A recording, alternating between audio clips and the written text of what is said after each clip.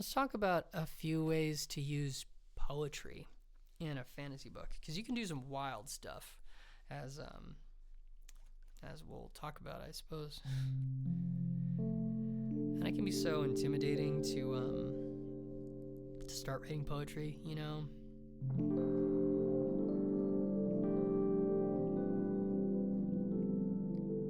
But with a few simple systems,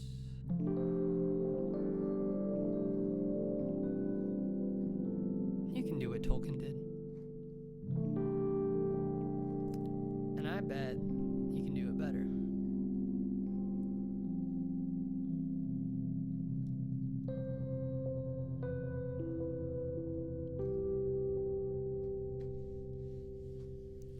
Before we talk about terminology, just a quick peek at the excerpts today.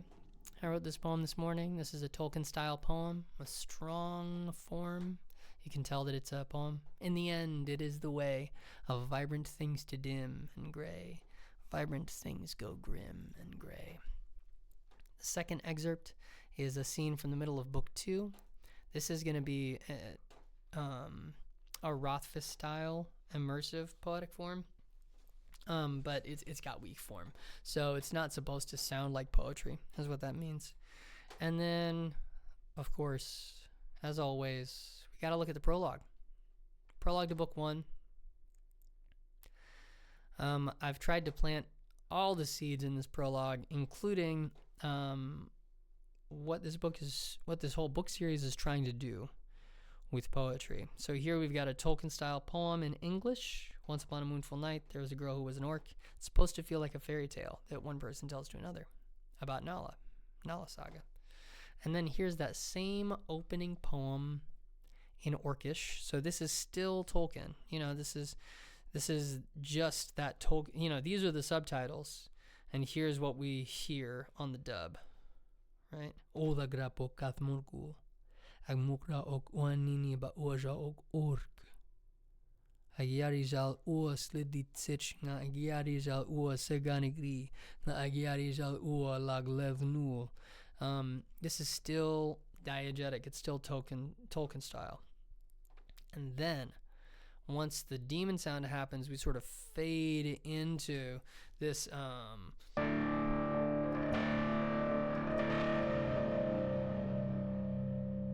now the darkness dissipates. It's day, it seems. Thump thump she dreams. Half dreaming, half awake. She sees a boy. He's racing in between tall, barren birches and is no, she thinks. I don't see him. I am him. I'm seeing through his eyes like always. Feet pound. This is the Rothfuss style. This is the narrative poetry. So why don't we get into that? The differences between Tolkien and Rothfuss style, and just to be clear, they both did both of these things, but they specialized, right? Tolkien, as a medievalist, was very, very interested in how making the language feel diegetic, making the language feel real, making the world more tactile. With Rothfuss, there are lots of things that he does that are diegetic, but he decided that the cosmos itself, the story, the way that the story is told, will be poetry. He often cites The Last Unicorn as a big inspiration, and that's a great book to look at as an example of immersive poetry. Even though it's not in poetic formatting, the language is poetic. There's meter, there's rhythm in every single line on every page, right? And the way that Rothfuss does this is he decides that there's a rule, you know, and Shakespeare would do this all the time too, by the way, where every character will speak in either verse or prose. Well, Shakespeare said, why not both, for especially the big characters? So Lear, when his thoughts are measured, he's more lucid. And when he's speaking prose, that means that's a signal to the actor, like your thoughts are jumbled and you can't hold on to anything. But that's not the same rule for every character. You know, when Iago goes from prose to verse to prose, you know, his prose, he doesn't care who hears him. He's not thinking about who's hearing him, but in his verse, he's tailoring his message. So like having that, having there be something in your world, especially if it's fantasy, when this happens, it turns into poetry. That's the magic right there. So like with NALA Saga, just in practice, NALA Saga is about orcs with emotion magic. And so whenever the magic happens, whenever the big emotions happen, it turns into poetry. And I've made that my rule. You know, there's a moment in chapter 12 of book 1 where Nala and Bakura, who are cosmically entangled, they touch for a moment, and it creates this magical feedback loop that shows them just flashes, glimpses, a flinch of their future, of all their futures, of the future of everybody that they've ever touched, of their entire lifetime, just like a flash, just a, you know, that feedback loop. When that happens, it goes from paragraph form into verse form to signal to the reader something is different here. This is magic. Magic is happening. And so you can do that with anything. You know, tools, not rules, and capture the moment. Those are the mantras. Tools, not rules, capture the moment. So it's up to you to say, how, when the paragraphs turn into poems, what does that mean? And it can mean anything. It can mean anything you want. And the more intensely attached it is to your main character or your main villain's like core desire, core wound, core fear, core embarrassment, core anger, the closer you can entwine the meaning of that, the better. The more integrated it's going to feel. So that's how to do it like Rothfuss. If we look at, so like I said, this is a Tolkien style thing. So I'm really thinking of her in her temple, and I'm thinking of the rain coming down in the time of night, and in my head, you know, like this is not going to make any sense to you if you haven't read NALA Saga, and I bet you haven't. But in Ghost Greyborn Saga, in the middle of book 2, there's this sort of side quest of like Mirdra Ayal, whose name means Ghost Greyborn. Somebody lives his whole life from beginning to end. And these two minor characters, Mirdra Ayal and Kuwena, who I had just mentioned by name for like a second, they suddenly became really important to each other. And he was abandoned on the step of the temple by his mother. He was raised in this temple, and Kuwena became the closest thing he ever had to a loving mother. And he became the closest thing she ever had to a son or an apprentice or anything. So they care about each other, but they left on really, really bad terms. And they never reconciled. You know, she was worried he was going to go out and become a warlord, which he did, and that he was going to die a violent death, which he did. And so this is her poem the day after he left. And I decided it was going to be strong style, so I want it to feel like a poem, to feel like a song, so that she gets a style. You know, if the goal is to make the world feel real, I want her to have a literary style of her own. So I started playing with rhymes, and this first stanza, it's all end rhymed, but this second stanza I do what's called a chiasmatic rhyme, which is just like a horseshoe thing. If it's A B A, A B C B A, A B C D C B A. It's this thing of like the beginning and the end mirror each other or talk to each other in some way. In this case, they rhyme. And then the next and the penultimate have a conversation, and then the next after the third and the one before the penultimate, they have a conversation until you meet this mirror moment at the bottom of the horseshoe. And here it's just a simple thing. Feel it quicken, hear it slow. Blood will crack and stone shall thicken. Quicken and thicken, that's kind of a weird place to put a rhyme, but it gives it this chiasmatic structure. And then, well, how about this? How about I just read it? All right, so this is a Tolkien style poem in strong form poem. Repeat. Hymn to Ma Yariel, the spore goddess of the orcs, written by Ma Kuwena of the viper priestesses of the Magla Jungle Temple. In the end, it is the way of vibrant things to dim and gray. Vibrant things go grim and gray. Feel it quicken, hear it slow. Blood will crack and stone shall thicken.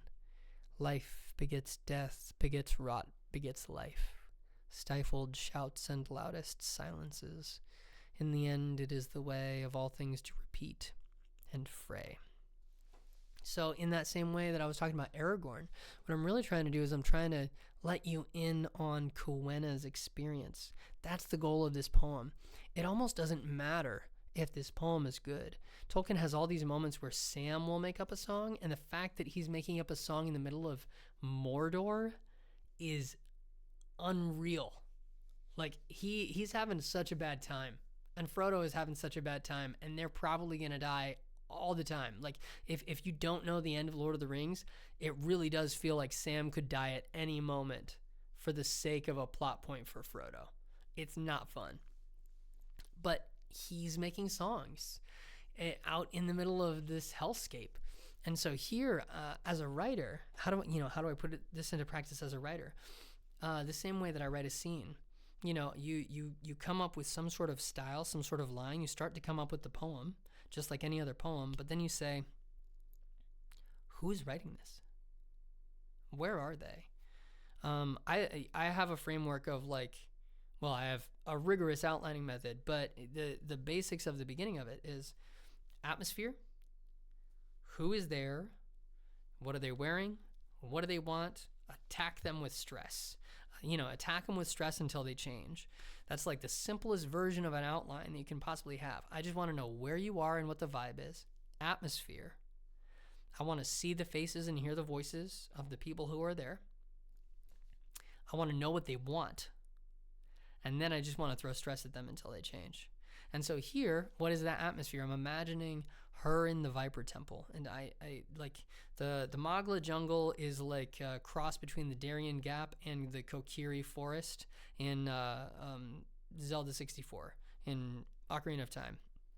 And so there are good things and there are bad things, but the bad things are really, really, really, really, really bad.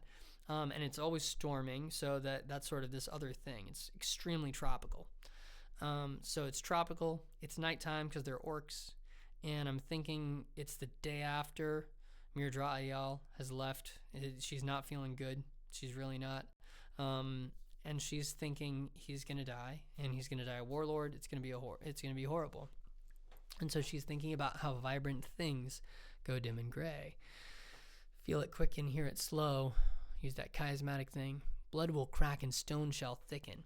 Blood will crack and stone shall thicken. I made this I wanted this to feel like a spell. I wanted this to have a little bubble, toil, and trouble. And how I decided to try that is blood doesn't crack, stone cracks. And stone doesn't thicken. At least I'm not thinking volcanic rock. I'm thinking like mountain stone. And so stone doesn't thicken. And so I just swapped them. Blood will crack and stone shall thicken. And I just love saying that line. It's such a cool line to say out loud. Life begets death, begets rot, begets life. And so Mayariel is the goddess of rot. And so this is the prayer part. This is the amen part of the hymn, of the song. This is the part that's like, oh, goddess, give me strength. Oh, Inanna, give me strength. Life begets death. So she's thinking about him dying. And that begets rot. After he dies, he's going to rot. That's not good. And then after he rots, other things are going to feed on him. And then life will come out of it. And so this is the sort of cosmic portion. This whole thing is a prayer. Oh, didn't want to do that. Yikes. Life begets death, begets rot, begets life. This whole thing is a prayer, but this is really the amen part of it, begets life. In order for life to happen, rot has to happen. Get some corpses up there on Io or Mars or wherever it is the billionaires are going. Stifled shouts and loudest silences. So I'm still thinking about she's writing this song about Mir-Draayel's death. Stifled shouts, she doesn't think it's going to be a good one. And loudest silences, and then it's over. And then this was very fun to do. In the end, it is the way of vibrant things to dim and gray. I almost just repeated that line. But then I sort of misremembered it in the car right before I wrote it down. In the end, it is the way of all things to repeat. And then I had a period. So I was like, oh, that's cool. That's cool, because then, we're ending with this bad death. But again, she is the goddess of cycles, and cycles being a good thing sometimes. And so I thought, oh, it'll just be repeat, and then you go back to the top. And then I thought, like, oh, of all things to repeat and fray. And so it's this idea that, like, history does repeat, but it doesn't repeat exactly. It's not a delay pedal. Excuse me. It repeats and it frays, and that's how things change over time. In the end, it is the way. Vibrant things to dim and gray. Vibrant things go grim and gray. Feel it quicken, hear it slow. Blood will crack and stone shall thicken. Life begets death, begets rot, begets life. Stifled shouts and loudest silences. In the end, it is the way of all things to repeat and fray. And there are other poetic techniques I'm trying to do here. I'm always thinking about vowels and consonants. Vowels create sense. They create logic. They create meaning. And then vowels are responsible for emotions, which is why each of the motion magic gods has a cosmic vowel. All the vowels in the Orcish language, there are only 9 of them, but those 9 vowel sounds are each one is tied to a god or goddess. But here, stifled shouts and loudest silences. I was just like, this is so emotional. Life begets death, begets rot, begets life. And so I was like, what's the most consonant heavy? Humans are creatures of overcorrection. So, like, as soon as you go too emotional, you're going to pull back the other way. Like, completely 180 all the way to the wall. Stifled shouts and loudest silences. So it's still an emotional line, but all the emotion seems to be taken out of it. It almost seems clinical, and I do like that. And then repeat the rhyme. Here is your cue to repeat. Repeat. So this chapter 28 of book 2, the premise here is that there is a psychic fox named Shadow, and his daughter is in trouble. His whole family is in trouble, but his daughter is really in trouble right now. His daughter's name is Star Smile. Like I said, they're psychic foxes. They have Star Smile has dream magic, and their enemies are the wolves. They're the wolves of the spider blood tree, and he goes to the grove of the spider blood tree, and the spider blood tree is like all of these voices, all talking at once in unison into Shadow's mind. And what I wanted to do here is do more of like a Patrick Rothfuss thing, where I'm mostly using rhythm and breath to control the reader experience in the scene. Okay? So, especially with the spider blood tree, which is what a lot of this stuff is. So, and it's weak form. So I'm not trying to make it sound like it's poetry. I'm going the to be or not to be route. Is it poetry? Is it just talking? I can't tell. Is it just an alien? I don't know. Little Paw, are you worthy? A Jaw Knight's fate is to suffer. Are you willing to bleed for the spider blood tree? And later on, then bring your daughter here. A 9th we need, and it is she who best did this, our best Jaw Knight. The spider blood tree calls wolves Jaw Knights, and he calls foxes Little Paws, and probably raccoons and squirrels and other things. Jaw Knights are sort of, they're his knights. They're his Jaw Knights. A 9th we need, and it is she who best did this, our best Jaw Knight. Star Smile shall soon be called Starfang, and lead the grove to reave the woad. This is the price you must pay. It is not mine to give. You need our help to find her. We need your help too. Consider truly, many fights are braided here, and all turn on you, little paw. Shadow shook his head and turned to go. This was a mistake. I'll find her myself. The spider-blood tree has seen her fate's shape in these dust-touched roots. Shadow stopped walking. As Star smiles, she'll die, slow and young. As Starfang, she'll die, old at peace. Shadow stood there a long time, the words echoing in his mind. The wolves watched, silent. The night grew cloudy, occluding the stars, and thunder rolled in the distance. A forked path turning on your choice. Choose wisely now. Choose well. Shadow looked back at the tree and said, "Oh, just one more chatter?" So here, I'm trying to use the rhythm and the breath, like I said, and like whenever the magic happens, it turns into poetry. And I didn't say that it was dialogue or description. It's both. Whenever it turns into poetry, there is magic happening now.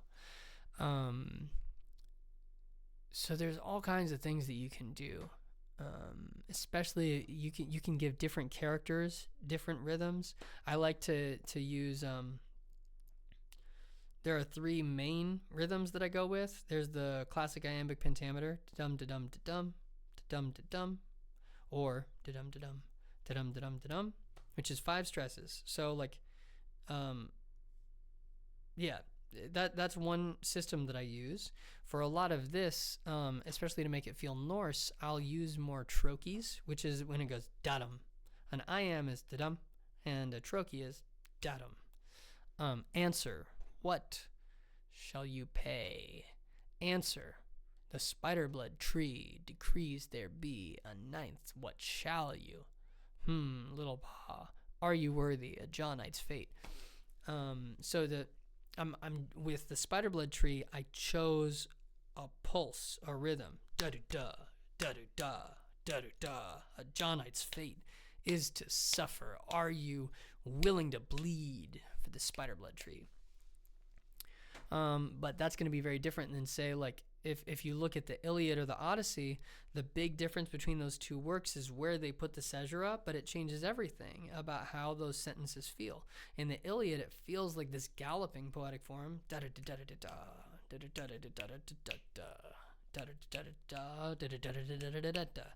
and then you put it at a different point in the Odyssey, or sorry, it's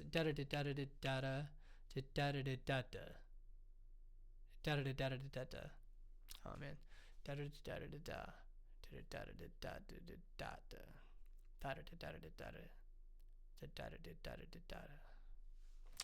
something like that. I mostly use the galloping form, but I gotta do my homework on that. And then I think I already did the prologue, so you don't need to hear that again. But I did want to talk about just this little part. When I talk about strong form versus weak form, again, strong form just means I want you to be able to know that it's poetry. And weak form, I want it to feel more like just talking, more just like dialogue. And so here, I tried to play around with what would the sound of an orcish poem be. And this section in particular, I really wanted that to feel like a poem. I wanted this to be strong form foreign language material. Strong form orcish. Agiarijal ua sliditsich. Nga agiarijal ua seganigri. Nga agiarijal ua lagladnu. I wanted it to feel like Old Norse or like Sumerian, where it has this repetition baked into it. Rote repetition, true repetition. Like if you read a lot of Sumerian translations, they'll be like, "Oh, there was just so much repetition I couldn't hang." And it's like, I want the repetition. I want it. That's what the Sumerians did, and I want to see what the Sumerians did. And that's here, like this is what the orcs did. I want to see what the orcs did, even though an English translation would be she had gold-slitted eyes and dark green skin, her black hair. That's not what's in the text. That's one of the things that makes this so diegetic, is that translating this into English rote would be very weird. wore her eyes yellow. You know, like it just doesn't make any sense because the grammar of Orcish is verb first and has all sorts of differences from English. So play around, like you can do some bizarre things that make the world feel more real. And the reason that I included this is like this is one of those ways. Having a great example of this would be commercials, like a strong form commercial. If you have a movie, like let's take Hairspray for example. Hairspray, when they do the commercials, it's supposed to feel like a commercial, and that's what makes it diegetic. And that's also what makes the weak form moments, the moments that are just dialogue, feel more natural, and it makes them feel more like, oh, it's just people talking. But like a lot of that movie is very strong form. I want the song to sound like a song. I want the commercial to look like a commercial. I want the encyclopedia to feel like an encyclopedia. You can do so many different things. And maybe I'll do another video on specific poetic techniques for phrases and alliteration and assonance and stuff. But I don't know. I hope that some of this was helpful. Do you have any questions? And do you have, like, if you write poetry, especially if you write poetry in your fantasy, I would love to hear what your experience has been. And I got all the time in the world, so, like, don't hold back. Don't hold back.